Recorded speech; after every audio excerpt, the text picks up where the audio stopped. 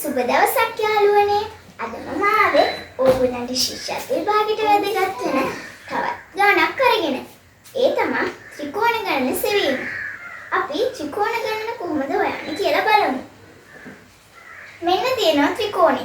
ත්‍රිකෝණ තුනකට බෙදලා තියෙනවා. මෙතන තියෙන මුළු ත්‍රිකෝණ ගණන හොයන්න කැටි ක්‍රමයක් මම කියලා දෙන්නම්. පළවෙනියට මේ ත්‍රිකෝණේ පළවෙනි කෑල්ලට 1 කියලා දාගන්න. ඊළඟ කෑල්ලට 2 කියලා දාගන්න. තුන්වෙනි කෑල්ලට 3 කියලා දාගන්න. මෙහෙම තුන්වෙනි කෑල්ලට වෙනකන් එහෙම අපි ඉලක්කම් දාලා ගියයින් පස්සේ අපිට තියෙන්නේ මේ 1 2 3 කියන ඉලක්කම් එකතු කරන්න.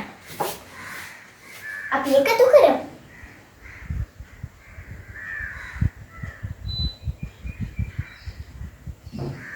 1ට 2ක් එකතු කරුවාම 3යි 3ට 3ක් එකතු කරුවාම 6යි. අපිට උත්තරයක් එනවා 6යි කියලා. අපි මෙහෙම අපිට ෂුවර් නැත්තම් අපිට පුළුවන් මේක ඇත්තටම 6ක් තියනවද කියලා බලාගන්න.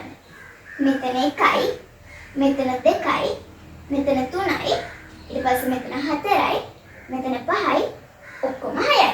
ඒක හරියටම ආවා. අපි එහෙනම් තව ත්‍රිකෝණයක් බලමු.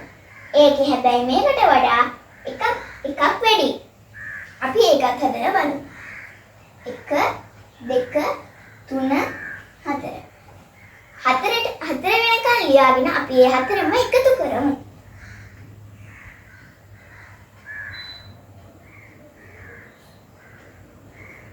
එකට 2ක් 3යි. 3ට 3ක් 6යි. 6ට 4ක් 10යි. අපිට උත්තරයක් එනවා 10යි කියලා. අපිට දැන් ආපු උත්තර දෙකකින් බලන්න ඕගොල්ලෝ හරියටම මෙතන ත්‍රිකෝණ 10ක් තියනවාද? හරියටම ත්‍රිකෝණ 6ක් තියනවාද කියලා.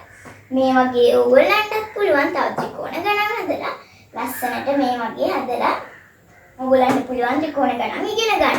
ශිෂ්‍යත්ව විභාගයක් ලේසි. එහෙනම් මම අදින් සමුගන්නවා හැමෝටම ආයුබෝවන්.